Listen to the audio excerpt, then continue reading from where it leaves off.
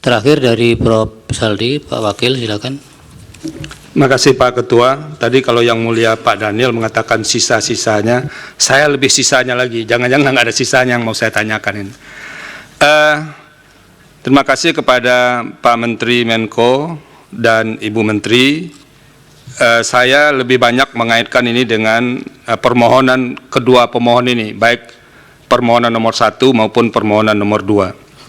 Ini Bu Menteri, Pak Menko, ini ada salah satu tabel yang di kedua permohonan itu sebetulnya ada, yang mencantumkan list perjalanan presiden. Ini karena dua permohonan ini lebih banyak bergeraknya ke presiden ini sebetulnya, karena dalilnya bertumpu di sini. Jadi kami harus menanyakan, apa sih kira-kira yang jadi pertimbangan presiden memilih misalnya ke Jawa Tengah itu lebih banyak kunjungannya dibandingkan ke tempat lain.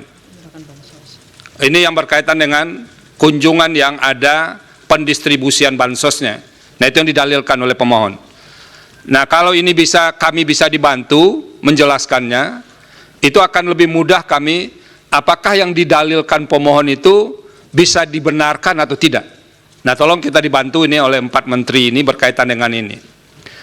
Itu yang pertama. Masih berkaitan dengan peta ini, kira-kira ini alokasi dana yang dibawa untuk kunjungan-kunjungan presiden itu yang dari mana saja?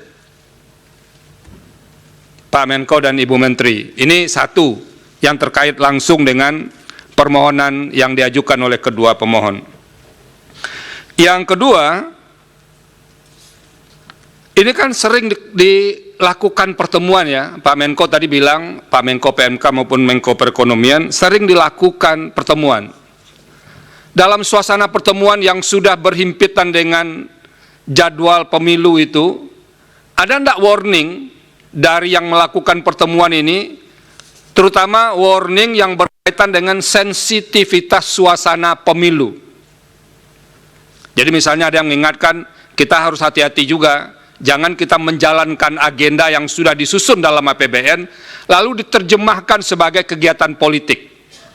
Ada enggak dalam rapat-rapat seperti itu diingatkan supaya pemaknaan atau penafsiran berbagai pihak bahwa ini ada kaitannya dengan politik itu pernah diingatkan enggak? Itu yang kedua. Yang ketiga, itu masih berkaitan dengan automatic adjustment tadi Bu Menteri Keuangan. Ya, automatic adjustment atau terkait dengan pemokusan ulang mata anggaran itu.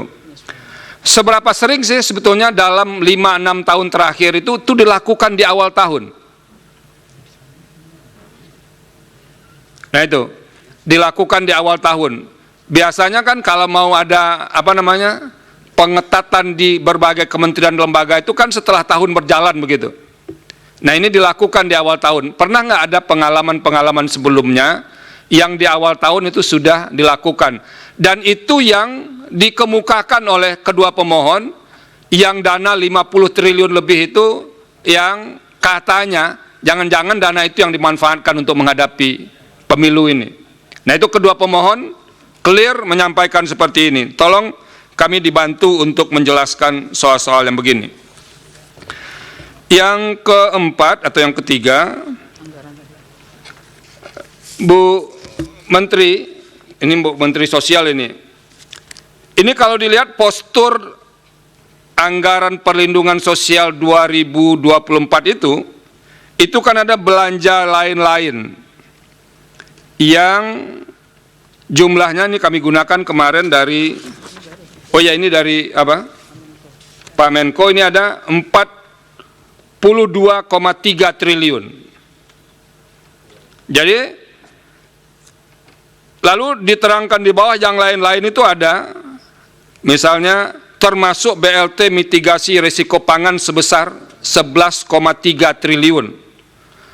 Ini bagaimana menjelaskan korelasi angka 11,3 triliun itu dengan mitigasi BLT El Nino itu yang jumlahnya 7,5 triliun.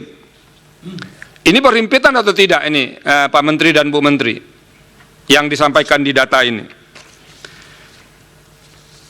Nah ini yang tidak kalah pentingnya juga, Pak Menteri dan Bu Menteri, karena bulan November itu akan diagendakan pemilihan kepala daerah serentak seluruh Indonesia.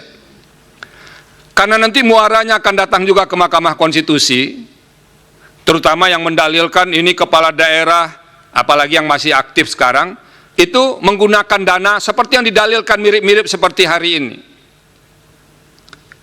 Kira-kira mitigasi apa yang akan dilakukan oleh pemerintah pusat agar nanti problem yang diceritakan oleh kedua pemohon itu tidak berulang kembali diceritakan di mahkamah ketika ada sengketa pilkada nantinya. Nah, karena kita tahu pasti di daerah punya dana-dana yang bisa dialokasikan seperti yang diceritakan oleh Bapak-Bapak dan Ibu Menteri di awal tadi. Nah, itu kira-kira yang perlu dikemukakan, dan mudah-mudahan Pak Menteri dan Bu Menteri itu bisa menjelaskan beberapa poin dalam bonggol besar, jadi dalam lingkup besar terkait dengan bansos yang didalilkan oleh kedua pemohon ini. Terima kasih Pak Ketua. Baik, itu Bapak-Bapak dan Ibu-Ibu Menteri. Satu tambahan dari saya, ada data begini. Di tanggal 22 November 2023, ada permintaan dari dari Kepala Badan Pangan Nasional kepada Direktur Utama Perum Bulog untuk memberikan bantuan pangan beras kepada 22.004.077 kepada keluarga penerima manfaat PKM tadi. Ini yang tembusannya, surat itu ditujukan kepada Bapak-Bapak semua, Menteri Koordinator Perekonomian, Bidang Pembangunan Manusia dan Kebudayaan juga, dan Menteri Keuangan serta Menteri Sosial. Nah, pertanyaan saya, apakah ini yang dimaksud bagian dari antisipasi El Nino tadi, ataukah ini model lain lagi ini? Nah, kemudian kalau ini benar, sejauh mana ini sudah direalisasikan dan siapa pihak yang kemudian melakukan pencairan itu? Karena ini di sini juga di surat ini dijelaskan bahwa untuk jangka waktu 6 bulan terhitung sejak Januari 2024. Sejauh mana realisasinya, kemudian siapa kemudian sebagai eksekutornya ketika bagian-bagian yang dimohonkan itu kemudian dilaksanakan. Mohon nanti bisa direspon, dan kemudian untuk semuanya mungkin apakah ini waktunya sudah menjelang mau sholat Jumat, apakah kita skorsing dulu?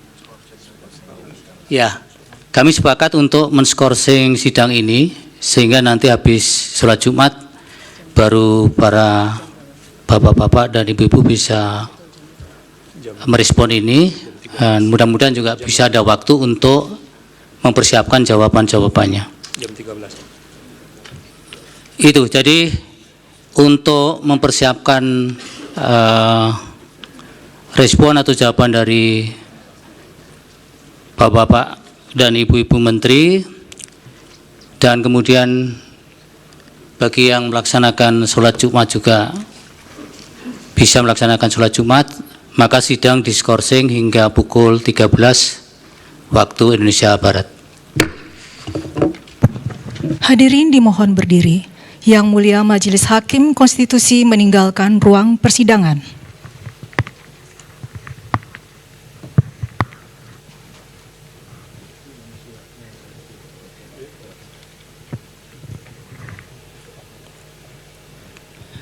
Hadirin disilahkan duduk kembali. Hadirin yang kami hormati, persidangan untuk perkara nomor 1/PHPU.Pres /22 Romawi /2024 dan perkara nomor 2/PHPU.Pres /22 Romawi /2024 diskors. Sidang akan dilanjutkan pada pukul 13 waktu Indonesia Barat. Terima kasih, selamat siang.